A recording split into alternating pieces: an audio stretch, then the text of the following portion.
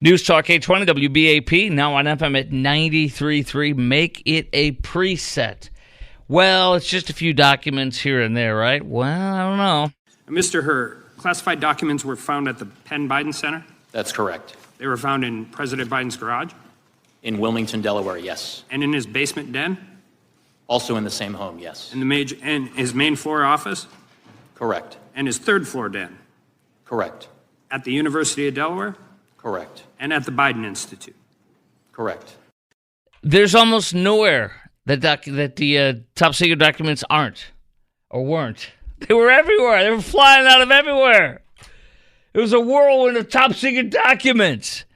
And then another thing that we saw today, by the way, this is News Talk 820 WBAP, now on FM at 93.3. Make it a preset. Our phone number is 800-288-WBAP. That's 800-288-9227. The other thing is that we established today in the hearing with Robert Hur giving his first public testimony to Republicans, Democrats, and all of us, we find out that there was an audio recording. We heard about this before, but it's official. There's an audio recording of Joe Biden saying, look at these top secret documents I have, take a look at them, and, he read them aloud, apparently, and it's on tape. We also find out that the biographer for Joe, the shadow writer, whatever they call it, that guy deleted evidence. Deleting evidence of an FBI investigation, of a federal investigation, isn't that a crime? Obstruction of justice? Or something else? Destruction of evidence? I don't know. But Prosecutor Hur said, no, I'm not going to charge him. Prosecutor Hur was asked by crazy leftist Democrats like Pramila Jayapal from California. This is so amazing. She's telling him, you exonerated Biden. You exonerated him. So this lengthy, expensive, and independent investigation resulted in a complete exoneration of President Joe Biden. For every document you discussed in your report, you found insufficient evidence that the president violated any laws about possession or retention of classified materials. The primary law that you analyzed for potential prosecution was part of the Espionage Act, 18 U.S.C. 793E, which criminalizes willful retention or disclosure of national defense information. Is that correct? Congresswoman, that is one statute that we analyzed. I need to go back and make sure that I take note of a word that you used, exoneration. That is not a word that I'm going to continue with my questions. I'm going to continue with my questions. I know that the term I ultimately reached. I know that whether sufficient evidence existed such that the likely outcome you exonerated a conviction. I know that the term willful retention has a Mr. Hur, it's my time. He literally said, if I presented the evidence to a jury, the likely outcome would be a conviction. No. Excuse me, I'm busy telling you that you've exonerated him. To which Hur would say, I'm busy trying to tell you the answer to your question, which is I did not exonerate him. And that had this gone in front of a jury, it would have most likely resulted in a conviction. So she's just telling him he exonerated her, and she won't let him talk. That's your public testimony. There you go. That's how you know Joe is innocent. Questions for you. Do these transcripts show that Joe Biden doesn't have the capacity to be president? I'm going to read you some more in just a second, where he literally doesn't remember what year his son died. He brought up his son's death, Bo, and not Robert Hur. I actually have the transcript right here. I'm going to read it to you in a second, but it's really bad, to say the least. And so the question then says, did Joe Biden actually, does he not remember being asked, does he not remember that he brought up Hur? Or is he lying? Because he either literally completely forgot his testimony that he was the one who brought up his son, Bo, and Bo's death, as a reference to which year was which. And then he turned around and said, I never brought that up. How dare you? Remember when he said that? He said, I thought to myself, when I was asked that question about Bo, I thought to myself, it wasn't any of their damn business, Joe said. Joe, did you forget that you brought it up? Or are you just lying to us? Questions. Do these transcripts show that Joe Biden does not have the capacity to be president? Do you think Joe should have been charged with the same crimes as Trump? That became abundantly obvious that willful retention of classified documents, which is a crime, absolutely took place. He acknowledged he had them to his ghostwriter. He told him, he read them aloud to him and said these are classified documents. This is not even a question. Chime in right now. Tell me your thoughts. Do these transcripts show he doesn't have the capacity to be president? Do you think Joe Biden should have been charged with the same crimes as Trump, willful retention of documents? And do you see any difference between Trump and Biden with willful retention of documents? This is absolutely the exact same thing as Trump. But Biden, as a vice president and as a former senator for, 48 years or whatever, he never had the ability to remove his notes or anything from the SCIF, the top secret classified information that you're allowed to look at in the SCIF. You can take notes, but you cannot take those notes with you. You gotta leave it all there. He took notes with him. He took documents with him while he was a senator, which is a really, really serious crime. He stole them. That's just it. Nobody can leave with top secret documents. Vice president can't. Senator can't. Ever. Let me read the transcripts for you. And see, but there's absolutely, I want to tell you this. What I learned today is there's absolutely no difference between what Trump did and what Biden did. None with regard to the documents.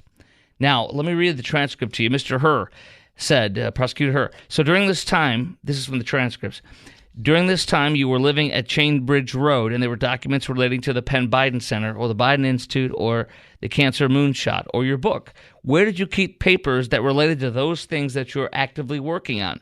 Biden said, well, I don't know. This is what, 2017, 2018, that area? Mr. Hur, yes, sir. President Biden, remember, in this time frame, my son is either being deployed or is dying. And so it was. And by the way, there were still a lot of people at the time when I got out of the Senate that were encouraging me to run in this period, except the president.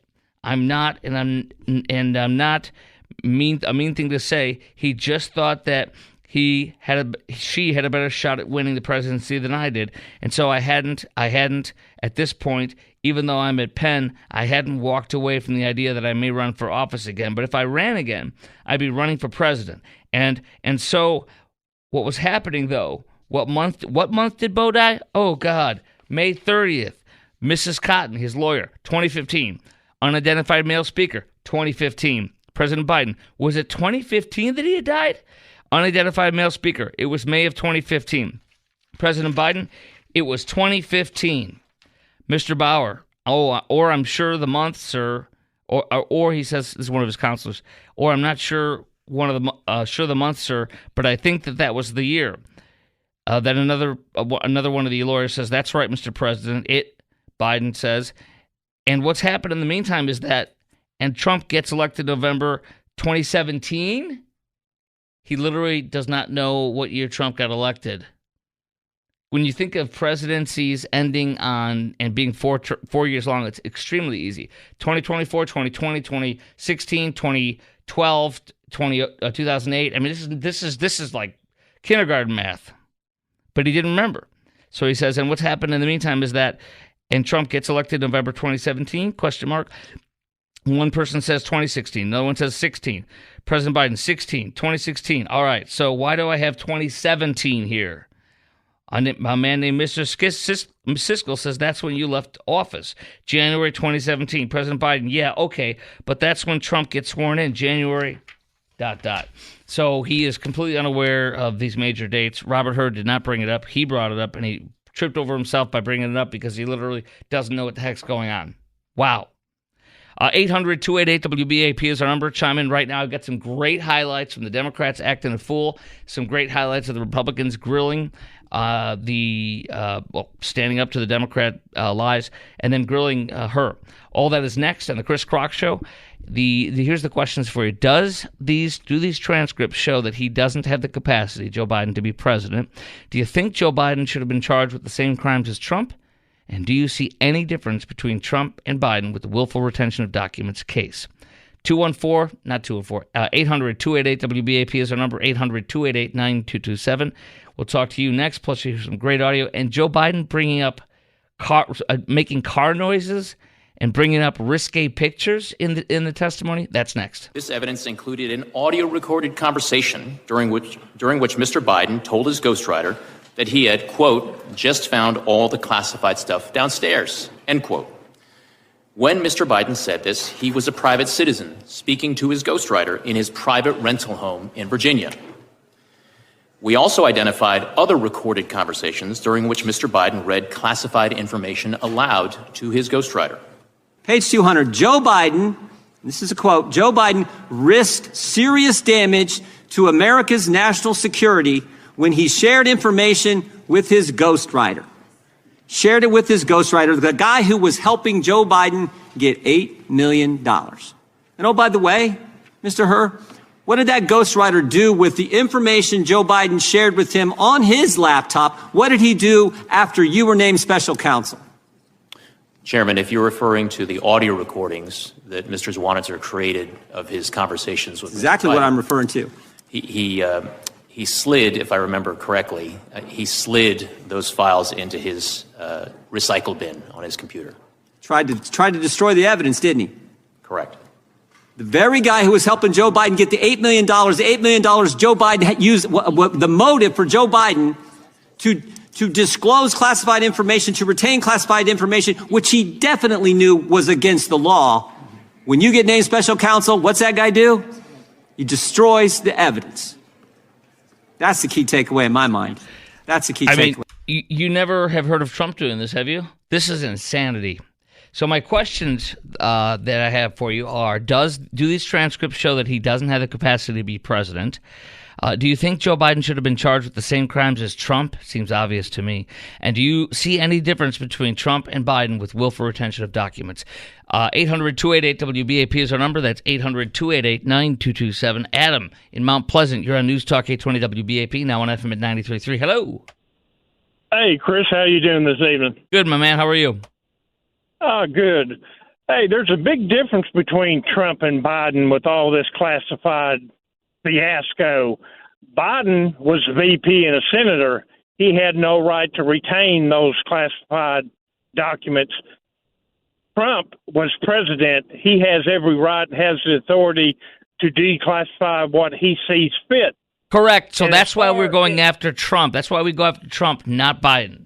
Makes perfect sense, doesn't it? Makes perfect sense. That's why you go after Trump, not Biden, right? That's correct. And as far as the audio files that you played that small tape about, just because you move something to your wastepaper basket doesn't mean that those audio files are still not on that computer. Yeah, I guess they didn't want to get them. Moved them over to they're still available. So it's just a big mess.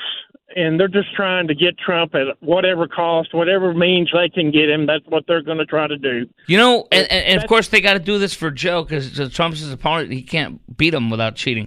You know, Hillary Clinton was forgiven by the FBI in a rigged case.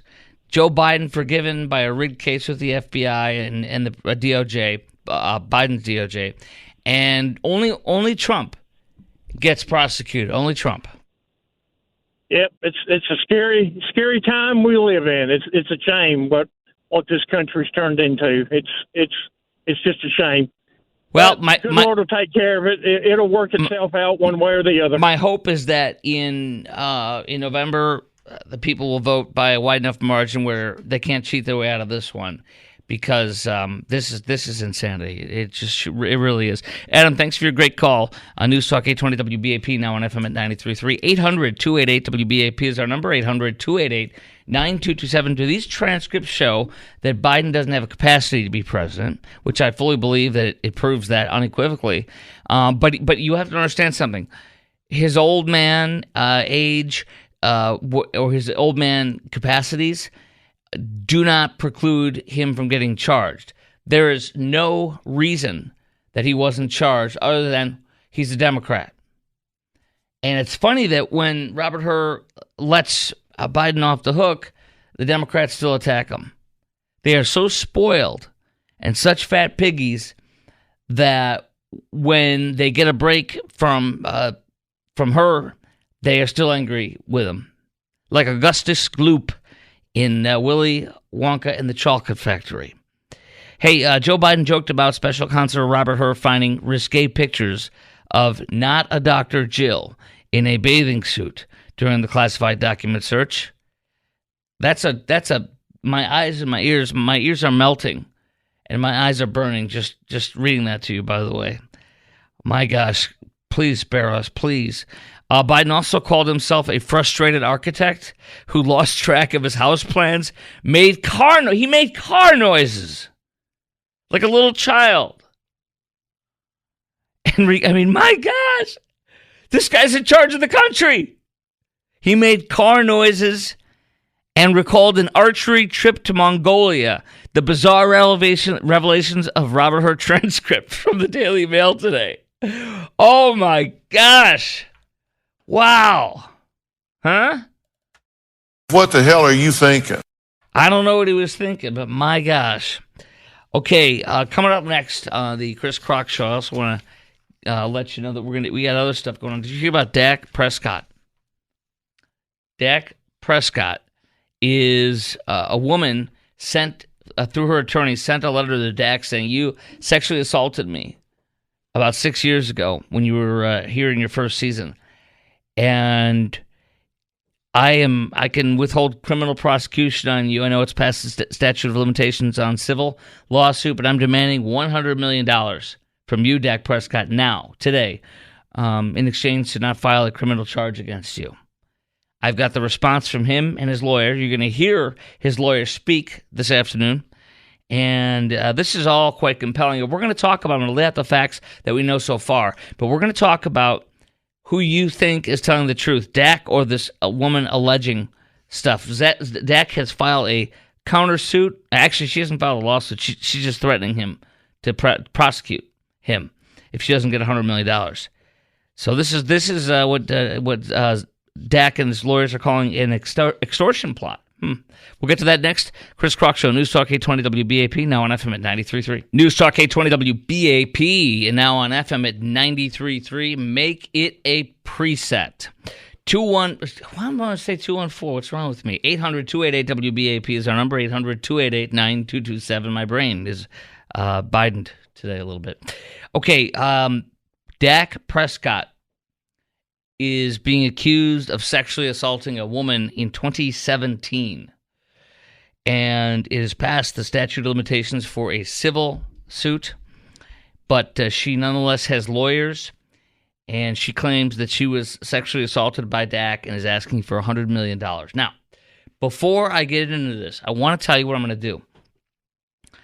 I'm going to present everything I know about this, tell you the story from my perspective and what the facts are according to WFA TV Channel 8. I'm going to be asking you based on what you hear today, what's being reported today, do you believe this woman or Dak? So be prepared. I want you to call in at 800-288-WBAP. That's 800-288-9227. And tell me, based on what I'm going to tell you, and you're going to hear from Dak's lawyers, do you believe this woman or do you believe Dak as of right now? Okay? So here's what we have from Channel 8, WFAA TV. Filed a lawsuit. Dallas Cowboys quarterback Prescott has now filed a civil lawsuit and also filed a criminal report. And what they're saying is they believe it is attempted theft by coercion. And the attorneys for Dak say he's a victim of an extortion plot. Now, the story goes, I'll jump ahead to what the story says. They became acquainted, Prescott and her, back in 2017, where the sexual assault is alleged to have happened on or about February 2nd, 2017, at the end of Prescott's rookie NFL season. The story is, the allegation is that they're acquainted. They became acquainted through her job. She apparently is a waitress at a bar that he frequented, according to Dak's people. He invited her to hang out after talking with her on Snapchat. First mistake, right? Mistake number one. Hey, you want to come out with me? He picked up the woman in Plano while accompanied by two members of his entourage and a couple additional female friends. is what they say, what Dak says. At some point, Channel 8 says the letter in this filing that Dak's lawyers filed today say that the group allegedly entered a black SUV. Prescott directed the woman to the back of the vehicle. At that point, the letter alleges Okay, this is the woman saying this. I'm sorry. The woman alleges that at that point, the letter alleges Prescott exposed his genitals to her. The letter states the woman at that point allegedly told Prescott she doesn't want to engage in any sexual intercourse and make sure to verbalize her wishes. Okay, so she claims she told him clearly, I don't want to do this. I don't want this. Put your junk back in your pants, is what she alleges. The letter then also alleges that upon reaching its destination, the SUV with Dak and her in it, it came to a stop and everybody got out of the car except for her and Prescott.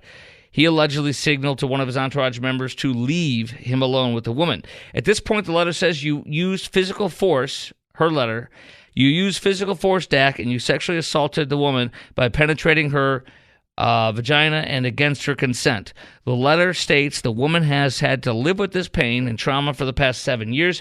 The mental anguish she has suffered has affected her relationship with her fiancé, her everyday existence so much that she has had to attend therapy and counseling and will require future therapy and counseling. Despite the tragic events, the letter says, she is willing to forego pursuing criminal charges along with disclosing this information to the public in exchange for compensating her for the mental anguish she has suffered. They're asking for $100 million. So I will go public and I will file criminal charges unless you pay me $100 million. Now that sounds like extortion to me. The attorneys for Dak confirmed that Prescott had a relationship with her, but denies doing the things she alleges. She's a waitress at a bar he frequented. She came out one night with a group of friends, they say, Dak says, and met with him and then spent an evening with her at numerous locations, but he didn't have sex with her, his lawyer says. He was a single guy at the time, and I would call it a makeout session, he says. Okay? The attorney said Prescott and the woman did have interactions for a few years and would have amicable interactions when they would see each other. All right, here's some audio from the only side that spoke to Channel 8 so far, and that is the attorney for Dak. Here it is.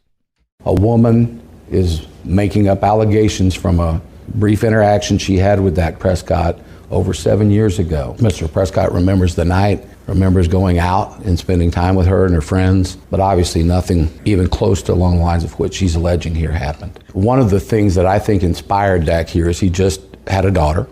He is a strong advocate against sexual violence, domestic violence, any kind of violence against women. He feels like that giving in to attempts like this actually take away from the credibility of real survivors. Okay, so Dak also stated that any winnings he gets out of the lawsuits he's filing against her or anything in that nature will be going towards, all of it will be going to a sexual assault place that helps women recover, from it and gives them the help they need. The charges listed against the woman and her attorney in this lawsuit include defamation and slander, civil extortion and duress, business disparagement, civil conspiracy, and intentional infliction of emotional distress. The suit also asks for trial by jury. Very interesting, isn't it? A little lengthy in what I wanted to tell you, but I wanted to give you the whole story first. And my question for you at 800-288-WBAP, that's 800-288-9227. Call in right now. I want to hear from you on this. Based on what has been reported today, do you believe this woman now or Dak? As of right now, based on what I just shared with you from the Channel 8 story, based on what's been reported today, do you believe this woman now or do you believe Dak? 800-288-WBAP is our number, 800-288-9227. I really am having trouble believing this woman at all. Number one, why did you wait 7 years? Number two, why didn't you just file criminal charges? Why did you send a letter saying, give me $100 million or else? If it matters to you, you'd file criminal charges, wouldn't you? What matters to you if you've been sexually assaulted 7 years ago by a celebrity? Does it matter that you get money out of them, or does it matter that you get justice? And what is justice? What is justice in this case? If my wife was violated by a celebrity or assaulted like this alleges, then I'm sure I want to get money out of them too. Like to pay, you're going to pay in every way I can get money out of you, put you in jail. But I mean, the first thing I would do is file criminal charges. Maybe you do a civil suit and criminal charges at first, but I know a teeny bit about law. I clerked several years when I was in college for a law office, several of them, and I learned a lot as a neophyte. And there are statute of limitations, and I realize that, and I know that. Usually, I know with a car crash, it's 2 years. I don't know it might be 2 years on this too, this incident. I don't know. But I would immediately go to a lawyer. I would immediately check on what my options are, a criminal lawyer as well as a civil lawyer, and I would pursue things. But I would never in a million years dream of sending a letter out of the blue 7 years later demanding $100 million. That is the most suspicious thing in the world. And by the way she did this, it makes me think she's making this up. Maybe she's not, but it makes me think she is. How about you? Based on what you hear today on this report, do you believe this woman now, or do you believe Dak? 800-288-WBAP is our number, 800-288-9227. Here are the things that, again, are red flags to me. No police report that we're aware of that she filed. He went public with it first. That's a big one, too. He went public with it first. Unlike the allegations at the Super Bowl, what's his name? Who's the announcer? Deion Sanders. No, was it Deion? Who was the guy that was Fox? Was a NFL guy, former Dallas Cowboy star. Why am I not remembering his name? Yeah, Deion Sanders. Okay, yeah, Deion. With the allegations at the hotel in Arizona leading up to the Super Bowl, they removed him. Remember that? But I believe she and her attorney came out first, and then Sanders, Deion Sanders came out after that. In this case, he came out first because sunlight is disinfectant, and that's what, again, also makes me think he's telling the truth in this. And when you're a celebrity and somebody just says, I'm not going to file criminal charges, I'm not going to file civil, but I'm going to demand $100 million out of you, and haven't done anything else, that's ridiculous to me. Absolutely ridiculous. To Dak, the lesson is, don't be an idiot. What are you doing going out with people that you don't know, you barely know? Are you stupid? Hanging out with people that aren't tight puts you at serious risk and jeopardy. So that's really a foolish move by him.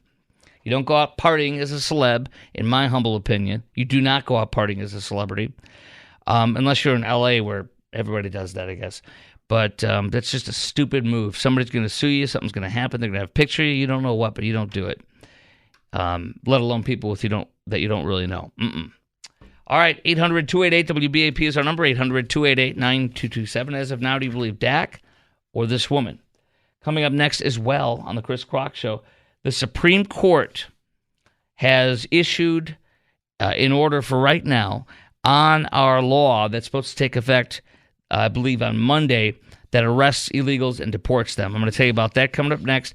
Also, terrifying reports, I should say, is a better way of putting it, by our FBI Director, Chris Wray, today about the border, the porous border, and terrorism. And we're going to tie that in with what's happening in Europe right now with terrorism related to the illegal migrant invasion there, too. All that's next. Chris Crock, News Talk 820 WBAP, now on FM at 93.3. Let's go to Tyler in Granbury, who's called in at 800-288-WBAP. That's 800-288-9227. About the Dak Prescott woman now saying, give me $100 million or I'm going to go file criminal charges. He has filed criminal charges against her. She has not filed any. He's also suing her for lots of stuff, and he went public first with this. She did not. They're claiming extortion, etc. As of right now, based on what I shared with you in the last segment, what do you think? Do you believe this woman as of right now, or do you believe Dak? I believe Dak. I think this is ridiculous. I'm not a big homer, a big sports guy, humping anybody's leg in sports, but I believe this is unequivocally true based on everything I'm hearing. Let's go to Tyler, who's called in at 800-288-WBAP. That's 800-288-9227. Hello, Tyler in Granbury. Hey, can you hear me, sir? Yes, sir. You're live on News Talk 820 WBAP. Now on FM at 93.3. Hello. Hey, evening, sir. Yeah, no, I'm half and half, right? Any sexual allegations needs to be very carefully considered, right? Any woman who's ever been sexually abused, raped, etc. I mean, that is trauma you cannot take back. and then it's like years of recovery. I mean, there is like a factor with a celebrity, with someone who's a football player, strong, powerful, right? You feel powerless, and maybe this letter, the lawyers for her, I don't know if it was a letter directly from her to Dak. No, it was her lawyers. It was her lawyers to Dak's lawyers. And, you know, in that case, then maybe it's like, hey, we felt that based on the evidence you're presenting, our best scenario is a civil suit at best with Dak, right? And like, you know, and the civil suit time has expired. That's only I think it's a couple of years. It's been 7 years. That time has expired. She no longer can sue civilly. Man, then she needs to go criminal. I mean, she hasn't. She said, "I'm going to give you. I'm going to go criminal, but I haven't done it yet. If you give me $100 million, I won't." No, I think she needs to pursue that 100%. Because 7 years to me sounds like a reasonable enough time for a victim to go, okay, I have found a recovery group, you know, etc. I feel stronger and capable to face my offender. Right? I think if it is real for her, she continues the criminal case against her. But she's not. You have to understand something. She's not continuing any criminal case. She's never pursued it. She's only gone to him 7 years after it allegedly happened and sent a letter through her attorneys to him saying, "Give me $100 million, or I'm going to prosecute you." Right, and so I'm leaning towards Dak with this because of him pursuing criminal stuff and whatnot. Yes, because you know what's interesting. Cross-examination will, I feel, reveal a lot more of the truth. Just because people are going to be stumbling under that sort of pressure, in my opinion. You know, usually the first party, and it doesn't mean that's the case, but some things I learned a long time ago in criminal justice classes and such is the best thing to do if you have been wronged is to call the police and be the first one to report it, because the first one that reports it is usually the one telling the truth. The one who knows they're going to be in trouble usually doesn't report it. They only make counter accusations or counter with a report afterwards. In this case, this woman for 7 years has not come forward, and instead of choosing to come forward when she was ready to actually take some action, she privately sent a letter demanding $100 million, or else she's going to file charges. That tells me it feels like extortion. He alleges through his attorneys criminally filing a police report and such for it, that it is extortion. It sounds like it to me. I mean, it tells me that she's not serious and that this didn't happen. Now, we don't know, but makes sense. Well, I mean, then you would have to look at the track record of how usually rape victims approach offenders, right? And like who are celebrity statuses. Like, what's the trend for that? You know, I would say looking at, like, data, like, is this woman in the wrong for doing how she approached it, if it is true, right? But if it smells weird to me, right? Hearing the letters, seeing how Dak's approaching it, right? Now, Dak has the money to bury this girl, too, I bet. You know, if she was just a waitress, I doubt that she's worth millions, right? And so that he could, you know, play the court system game where she's going to let go. But because he's pursuing criminal offenses against her, well, he's under affidavits, I imagine. I bet he will take the stand against her. Yeah, she's going to have to under oath. And if he's lying.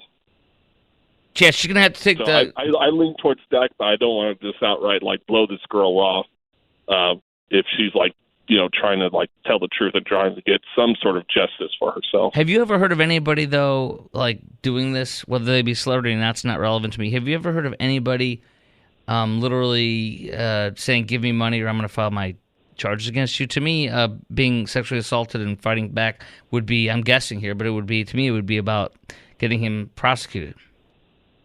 Right. You look at Jeffrey Epstein's case, right? Everyone went full criminal against him, right? Stormy Daniels, like, I'm still confused about what happened with her and Trump and everything. If that was a civil suit or something, that doesn't make sense to me. But, you know, there's very few, I would say. I appreciate your call, Tyler. Thank you very much for your reasoned, well-thought-out call from Granbury. All right, coming up next, we have some scary stuff that I'm going to be playing for you and talking to you about. We have some very scary people crossing our border, and some very, very beyond very concerning and high alarms. And we're seeing the new terror threat happen in Europe from their illegal migrants they let in, and they're pretending to be illegal migrants when they're actually terrorists. And you and I know that's happening here with the arrest tens of scores and scores of times, well over 100 times per year now, which is insane, interdicted at the border, terrorists. How many are not interdicted? We know a lot. Well, wait till you hear what Chris Wray says about that. Also, widespread reports of the threat of fentanyl mixed with this drug, and it's a very scary combination. And also, in all this, under the banner of illegal immigration, the Supreme Court is extending an order to stop us for right now in our state of enforcing the new law that will arrest and deport the illegals, for Texas to be able to do that. All that's next on the Chris Crock Show on News Talk 820 WBAP, now on FM at 93.3.